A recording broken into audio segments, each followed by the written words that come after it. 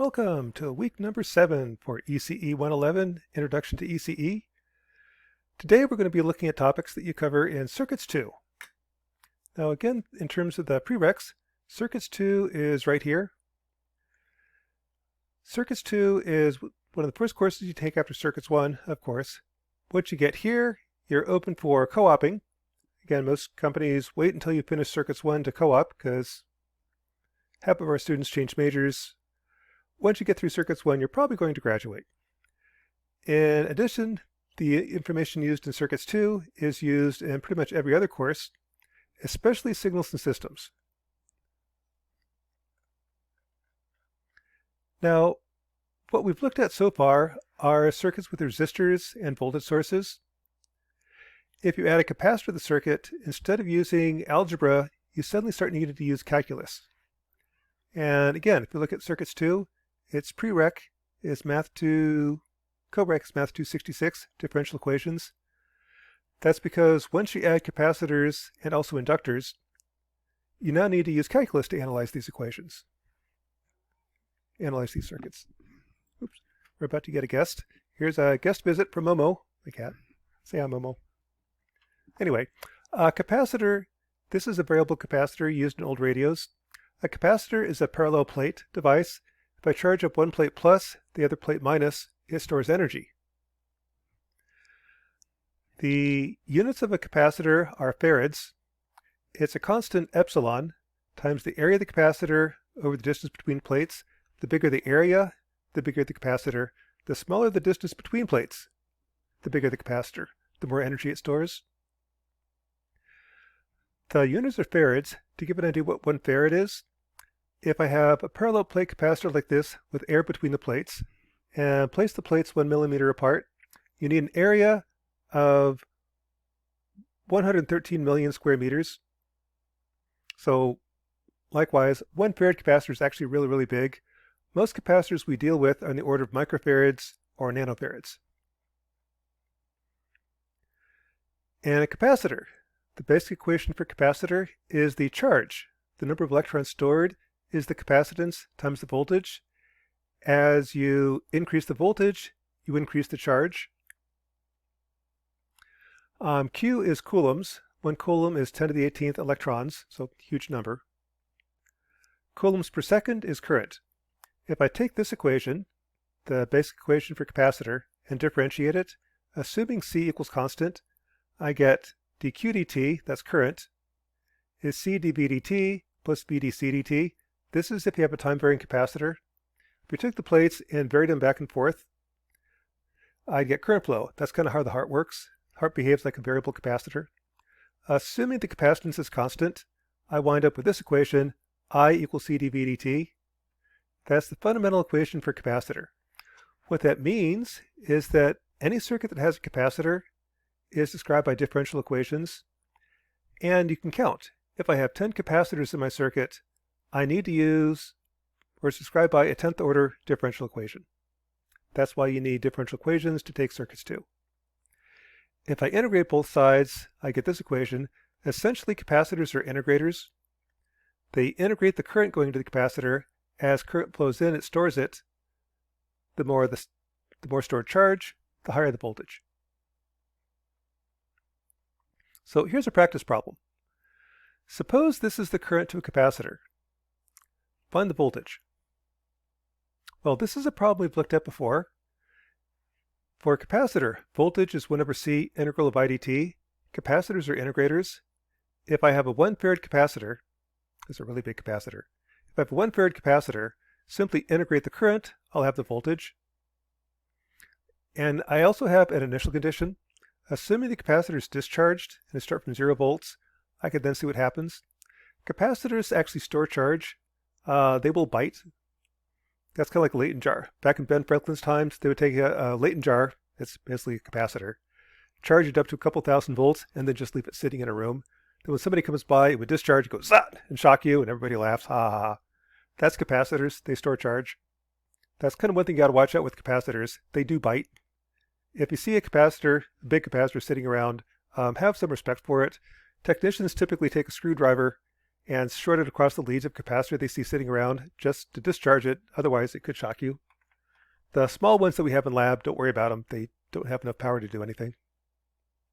But anyway, assuming I start at 0 volts, the voltage will be the integral of the current. So right here, the area to the curve is 0, so the voltage will stay at 0. At this point, the area is -1, -1, -1. So I'm going to go from 0 volts to -1 volt to -2 volts to -3 volts. Voltage goes negative. If the current becomes 0, the integral of 0 is a constant. It holds the voltage at -3. It doesn't jump up. It'll hold the value, because it's kind of like your bank account. If I take money out, take money out, take money out, I owe the bank $3. If I quit taking money out, the bank doesn't suddenly say your balance is 0. It remembers that you still owe them $3. That's your integration constant. I then add this area. This is +3. So I'm going to go from here up 3, like so. Then, let's do it this way. This whole triangle, the area is 1/2 base times height. So it's 1/2 times 2 times 3, winds up here at +3. Initially, I add more quickly, and then goes to 0. Then the integral of 0 is a constant. So there's the voltage across the capacitor, assuming this is the current. Capacitors are integrators. So each capacitor adds a first-order differential equation to the equations that describe a circuit, meaning if you have 3 capacitors, you need a third-order differential equation to describe that circuit. Any circuit with capacitors or inductors that we'll cover next week is described by differential equations, which is the reason you're taking 4 semesters of calculus. In calculus, you'll be covering integration and differentiation and how to come up with a closed-form solution to various problems. In this class, we'll be using MATLAB to solve these problems using numerical methods. So let's start out. Here's the circuit that we've looked at before, only now I'll add 3 capacitors to it. By having 3 capacitors, I know that this is a third-order differential equation. At steady state, the voltages are constant. That's kind of a definition of steady state. Take the derivative is 0. So at steady state, the current is 0. If the current is 0, capacitors don't matter. The steady state solution is what we looked at last week. This week we're going to look at how do you go from the initial condition. Let's assume that this is turned off at t equals 0, so everybody's at 0. Turn it on. How do the voltages change with time? To do that, we need to use calculus, or differential equations. So assuming that initially everybody was discharged, what happens is when this jumps to 10 volts, this is initially 0 volts, I get current flow. Current flows into here. No current goes through the 150 ohm resistor. No current goes to the 40 ohm resistor, because this is all 0. All that current goes into the capacitor, and it goes from 0 volts and starts charging it up. As this charges up, it then spills over and starts charging up V2. As this goes up, it then spills over and starts charging up V3. So I expect the voltages to look something kind of like this. This will be V1, that charges up V2, that charges up V3. The steady state voltages right here are what we calculated last week. This week we're going to look at this part. How do you go from the 0 volt initial condition to your steady state? Well, a couple ways to do that. In CircuitLab, if you build the circuit, add capacitors. If you go under time domain, I can sit there and simulate it. For example, let's simulate this for 3 seconds. I typically make the time step 1,000 times smaller. That gives you 1,000 points on the plot. 1,000 points is enough to give you a nice clean plot. If you go too small, like 1,000,000 points, it takes a long time to run. Too coarse, it looks pretty coarse, I guess. Then tell it I want to look at the voltages at V0, V1, V2, V3. That's that expression. Then run. For the voltage source, I need to use this symbol. If I use this symbol right here, that says this is 10 volts for all time. So what happens is the transient part happened at time is minus infinity. By the time I get to 0, I'm at steady state, so it's kind of boring.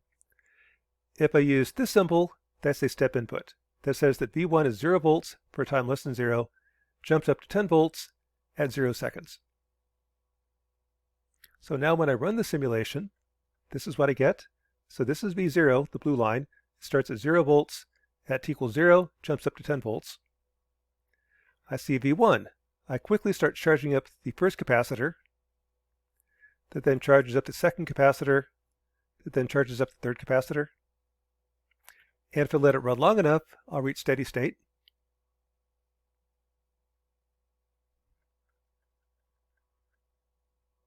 So that's kind of what's happening. I already did that. So that's one way to solve. Throw it in CircuitLab. Second way to solve is use MATLAB. To use MATLAB, I need to come up with the differential equations for the circuit. Well, to do that, I need to know the current to the capacitor, and the equation that I have is I is C dV dt. That'll tell me the differential equation. So first I have to find out what is the current I1, I2, I3. To do that, I use conservation of current. I1 is current through the 30 ohm plus this current plus that current. Current through the 30 ohm is V0 minus V1 over 30. This current is 0 minus 150, or 0 minus 1, try again, 0 minus V1 over 150. And this current is V2 minus V1 over 40. All that together is I1. Likewise, the current I2,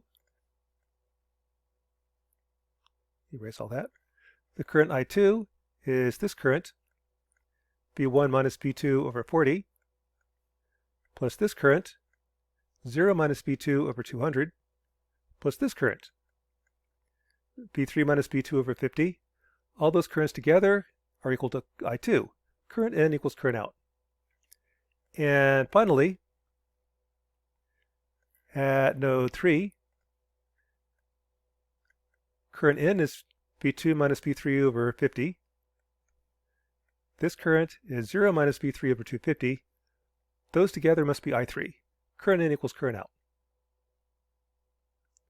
Once I know I1, I2, I3, I can replace them. I equals C dV dt. These are my differential equations. These are the differential equations that describe that circuit. It's 3 coupled first-order differential equations. When you get to calculus and circuits, probably signals and systems, you'll be able to calculate I1 of t, I2 of t, I3 of t. We'll leave that for those courses. In this course, I'm going to find the voltages using numerical methods in MATLAB. So first what I want to do is solve for the derivatives. Solve for dV, dV1 dt, the derivative of V2, derivative of V3. Basically divide first equation, divide everything by 0.01, or equivalently multiply by 100. Second equation, divide by 0.02, or equivalently multiply by 50. Third equation divided by 0.03, or times 33.33. And I get my 3 differential equations. So doing that and plugging in numbers, these are the 3 differential equations for the circuit. If I solve those differential equations, I will know V1, V2, V3. To solve, I integrate. The integral of the derivative is just V1. So if I integrate this, I'll have V1 at any given time. Numerically, the way you integrate, there's lots of ways of doing it. This is Euler integration. What I'm doing is if I have V1, so this is time, here's your voltage. Suppose V1 is right here. I know V1, I know the slope. This is V1 dot. Dot means derivative. The value in 10 milliseconds, so if this is dt, 10 milliseconds, that'll be the old value, right here, plus the slope times dt. And mathematically that should really be dv1 dt, that's the slope, times my step size, these cancel, and that's how much I change v1. I'll then take this point, find its slope again, move forward 10 milliseconds, I have v1 at 20 milliseconds. at 30 milliseconds, and so on. So that's what this program does. Initially, time equals 0. My step size is 0.01, kind of arbitrary. My initial voltage is 100, 0, 0, 0. Then I can calculate what is the slope of v1, dv1 dt. I called it dv1 because that's not a valid MATLAB variable. What's the derivative of v2, derivative of v3? That's equations we just calculated. Then to move forward in time by 10 milliseconds, integrate. That'll take me to 10 milliseconds. If I want to run a simulation, run it for 10 seconds, I can do while time is less than 10, or, because of this, loop 1,000 times. So every time I loop, I move forward 10 milliseconds. Keep going, I'll get to 10 seconds. Save my data. Then when I'm done, plot time versus y, time versus voltage, and here's what I get. Exactly the same result that I got in CircuitLab. So using numerical methods, I can actually integrate and calculate the voltages. I can solve a third-order coupled differential equations. So you can go back and brag to your friends and roommates, you just solved third-order coupled differential equations in ECE 111. MATLAB is actually a really easy way to do it. That's the beauty of numerical methods. There's other methods, Laplace transforms, but you'll get to that when you get to circuits too. In MATLAB actually does a pretty good job with animation. If I do the same thing that I did before, but plot it each time I go through the loop, scale the y-axis and then pause, what's going to happen is it'll sit there and show you an animation of the voltages as they change. So if we let it run, initially V0 is 10. There's my left voltage at 10. I quickly charge up V1. I then charge up V2. That charges up V3. So that's what happens to the voltages. This is doing node versus voltage, and time is what you're watching. What CircuitLab does is it records the voltages at each time point. Then when you're done, plot the result. Plot V0 versus time, plot V1 versus time. It starts at 0, then quickly charges up. V2 starts at 0, charges up a little bit slower, and here's V3.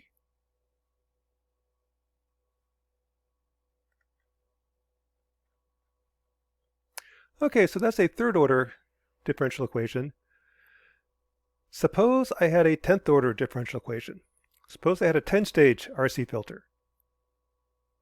Well, part of the reason we're doing this isn't just for spite. There's a thing that you cover in Math 129 called Eigenvalues, Eigenvectors. That shows up really well when you have a 10th order filter. In Math 129, you cover eigenvalues, eigenvectors. They don't really explain what they are. Here's where you can see what they actually are. The reason for that is Math 129 is for all majors. Electrical engineering, mechanical engineering, business, geology. Everybody can take Math 129. So they have to keep the examples pretty generic, which makes it really hard on the math department. Well, in this class, we don't have to be generic. We can look at an actual example and kind of show you what is an eigenvalue, what is an eigenvector. So to start with, let's look at this circuit. Suppose I had a 10-stage circuit. Write the 10 coupled differential equations that describe it. Now that might sound kind of daunting, but it's actually not too bad. Each stage is the same. It's 1 ohm, 1 ohm, 100 ohms.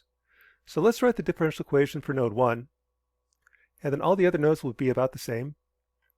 At node 1, I1 is this current plus that current.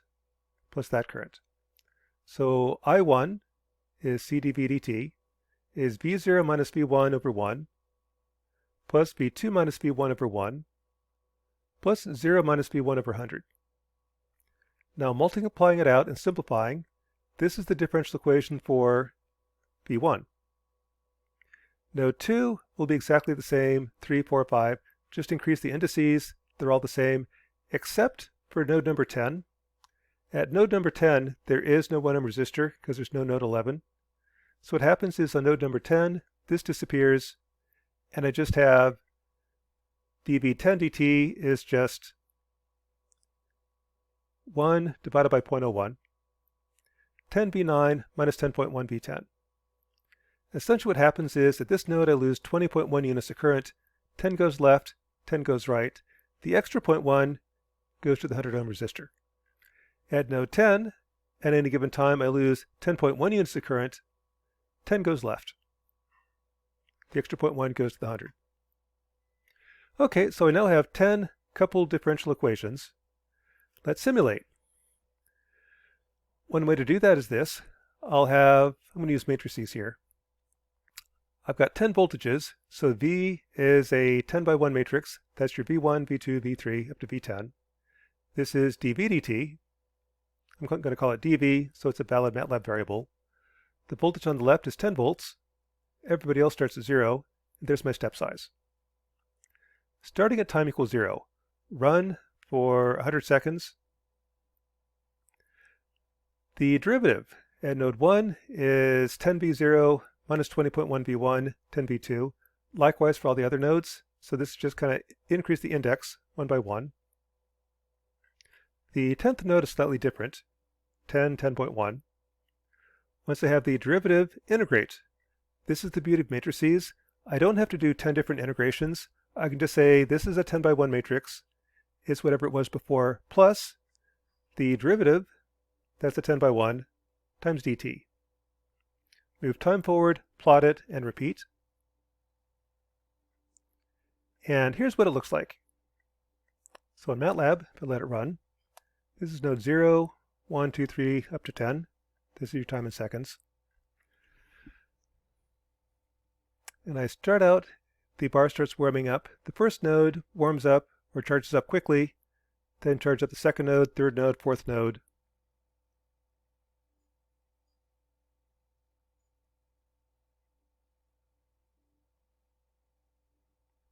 And here I stopped at 5 seconds. This is the voltages versus time. This is node 1, 2, 3, and so on. If you put that in CircuitLab, I'd get exactly the same answer. On the homework, instead of doing all 10 nodes, it's just do like 3 nodes. You'll kind of get the idea. If you had the patience, you could do all 10 nodes and get the same answer.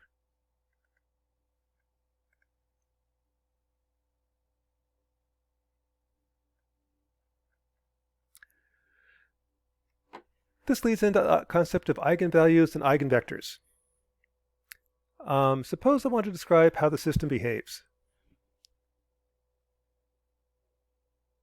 Well, if I had a first-order differential equation, like x dot is minus 3x, with an initial condition, in Math 166, you assume x of t is in the form of an exponential. When I take the derivative, I get s, e to the st. So I can then substitute, well, that's x, so it's as x.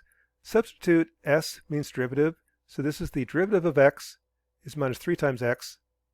Solving, I get s plus 3 times x equals 0.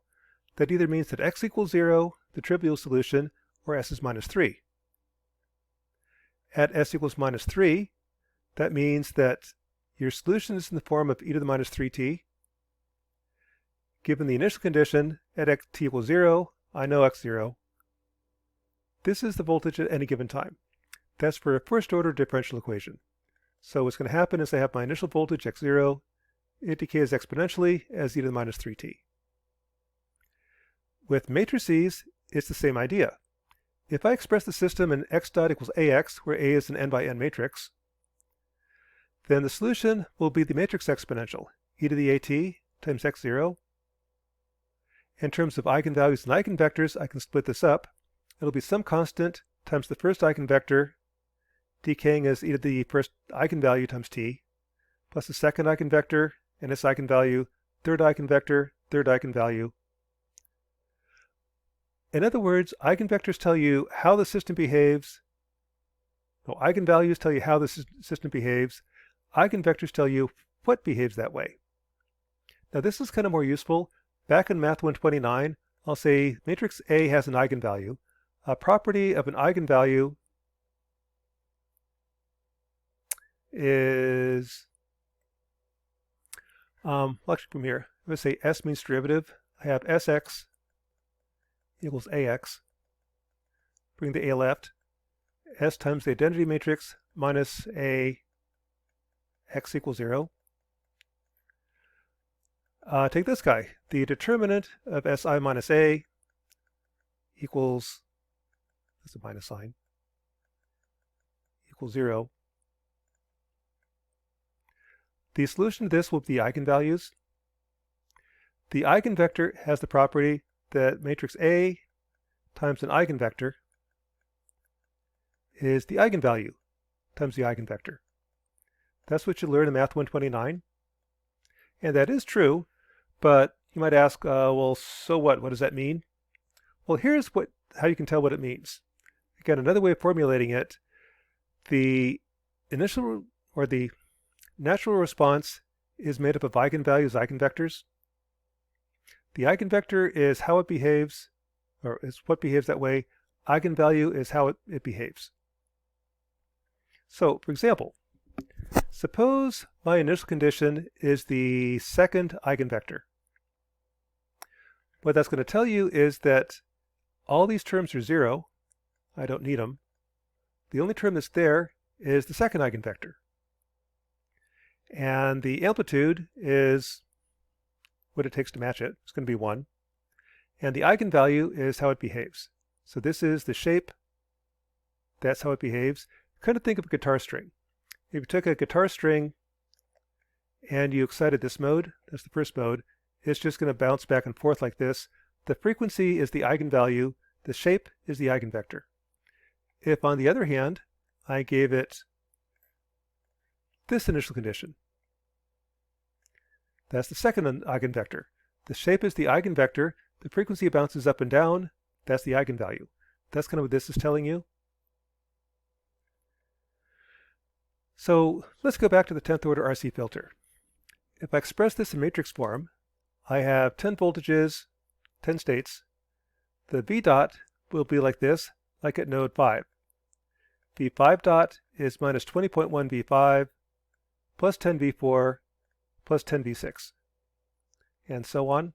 The oddball is, of course, its 1010 element.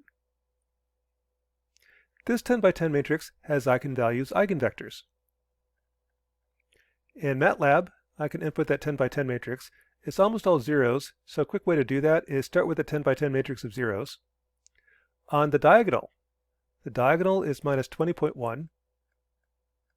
The off diagonal, element 1, 2, this guy right here, is 10. The other off diagonal is 10. That's these two. Finish the for loop, go all the way down. Then the last entry, the oddball, is minus 10.1. That inputs your A matrix. In MATLAB will calculate eigenvalues and eigenvectors for you. If I find the eigenvalues, that's EIG, I get 10 of them. What that tells you is that I have 10 modes, kind of like a guitar string. I've got 10 resonances, I've got 10 modes. Something decays as e to the minus 0.32t, the slow mode. Something decays as e to the minus 39t, the fast mode. And there's 8 other modes in between. So there's 10 modes total. That's what an eigenvalue tells you. It tells you how it behaves. Something is fast, something is slow.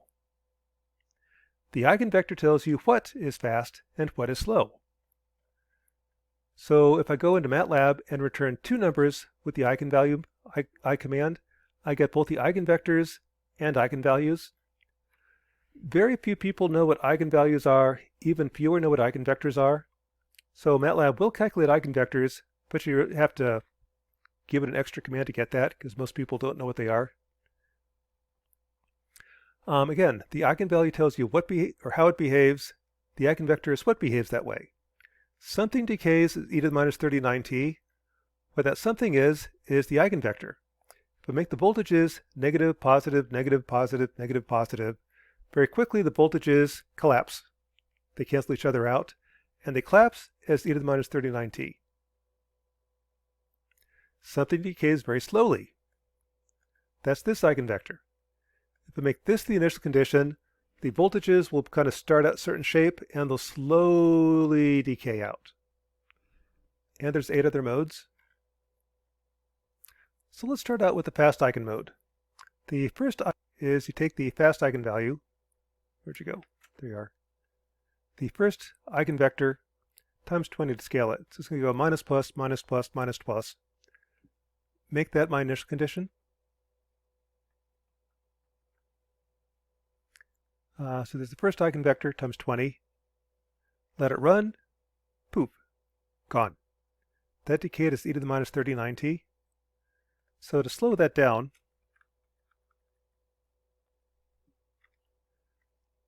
I'll run 10 times slower for 0.2 seconds.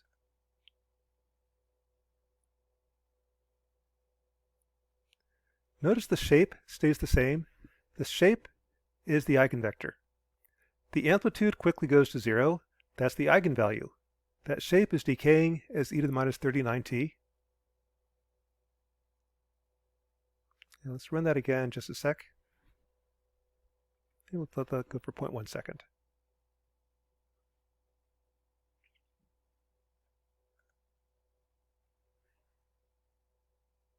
Again, the shape is the eigenvector. The amplitude is the eigenvalue. That's the fast mode. There's also a slow mode. The slow mode would be the 10th eigenvector.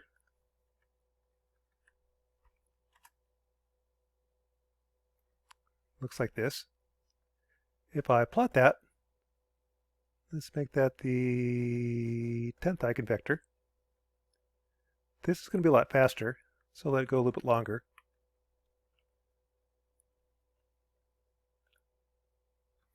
Again, the shape is the eigenvector. The shape stays the same.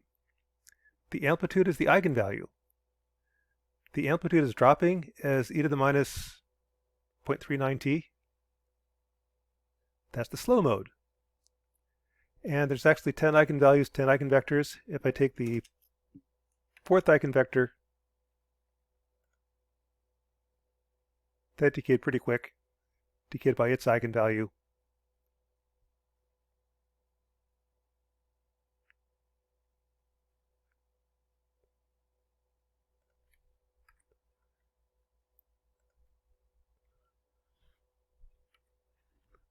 Let's do this, slow it down a little bit. There's the 4th eigenvector, decaying by its eigenvalue. 1, 2, 3, 4, e to the minus 21t. The 5th eigenvector. Again, note the shape stays the same. The shape is the eigenvector. The amplitude changes. The amplitude is the eigenvalue. So that's kind of eigenvalues, eigenvectors. Here's a problem for you. Suppose I give it a random initial condition. What's going to happen? Well, let's try it. There's a random initial condition.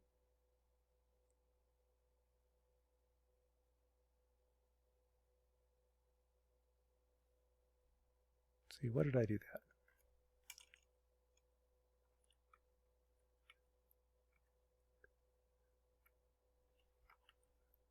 Let's change this around a little bit. Go from 0 to 10 for my plot. Let it run. A random initial condition. Starts out pretty jagged, then pretty quickly smooths out.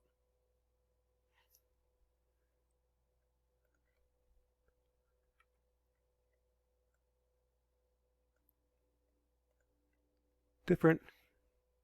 Starts out kind of random, then smooths out. Now notice what I'm getting very shortly is the slow eigenvector. The reason for that is the fast modes decay quickly, leaving the slow mode. That's called the dominant mode because it dominates the response very quickly.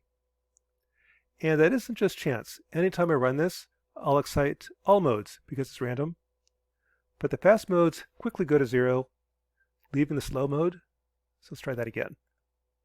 Different initial conditions. Fast modes quickly go away.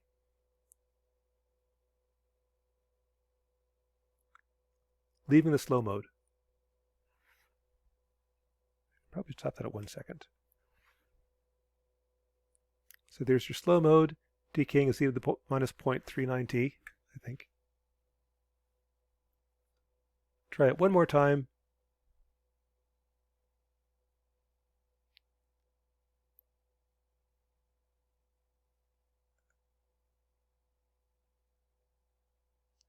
Pass modes quickly go away, leaving once again that same shape. I'm getting that same shape over and over again.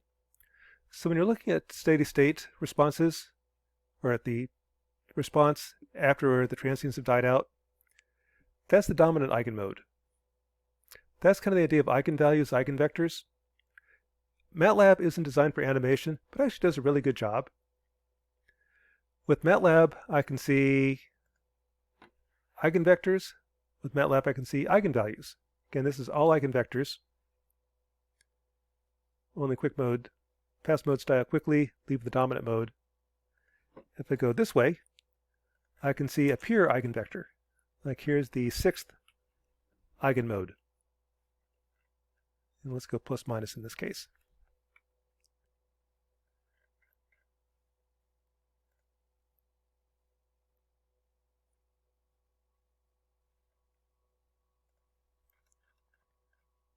So again, that's the fast. Decays this way. Again, the shape stays the same. That's the eigenvector. Amplitude drops quickly. Slow mode. Shape stays the same. Decays slowly. Random mode. Fast modes go away quickly, leaving the slow mode. So here's a practice problem for you. Write the different differential equations that describe this circuit. That's the important part. This is typically what you see on a test. If I can write the differential equations, then I can throw it in MATLAB and solve. But what's important is get the equations right. Once I get the differential equations, I can put it in matrix form, find the eigenvalues, eigenvectors. But again, I've got to get the differential equations right. So let's pause the video, have you write the differential equations. And again, what you're going to do is I want to solve for I1. I1 is c dv dt. That's equal to C1 times V1 dot. Dot means derivative, different notation. Likewise at node 2, node 3. So pause the video, try it, then we'll write those out.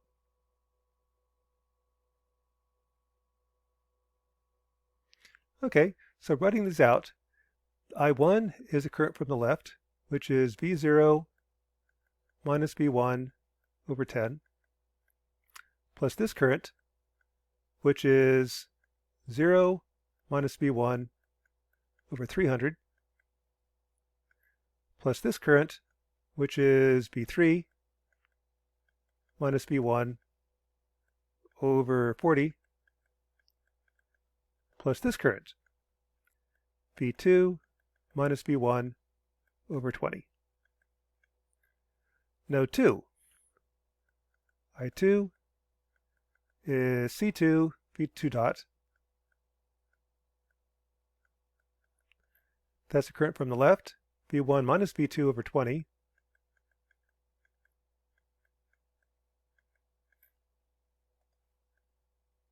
Let's erase all that. That's this current plus this current minus V2, actually 0 minus V2 over 250. I just didn't bother writing the 0. Plus this current plus V3 minus V2 over 30. And the third equation of V3, oops, I misspelled V3.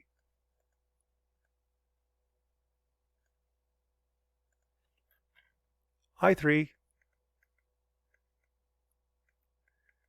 is C3 V3 dot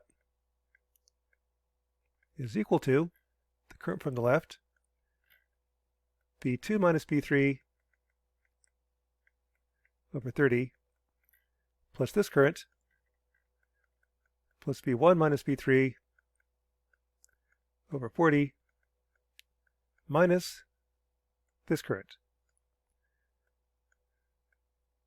V3, 0 minus V3 over 200. Actually, plus this current, which is 0 minus V3 over 200. So those are the three differential equations that describe that circuit. So in summary, capacitors are integrators. The basic equation is V is 1 over C integral of I dt, or I is equal to C dV dt, equivalent. Differential equations are needed to describe RC circuits. If I have n capacitors, then I need an nth order differential equation. Once those differential equations are found, the voltages can be found using numerical integration. And this also kind of shows off eigenvalues and eigenvectors. When you do this, I'll have a square matrix for the dynamics. I'll have your V dot is some matrix A times B. This is an n by n matrix. It has eigenvalues, eigenvectors. The eigenvalues tell you how it behaves. The eigenvectors tell you what behaves that way. So that's lecture number 7 for ECE 111. That should be enough to get you through the homework.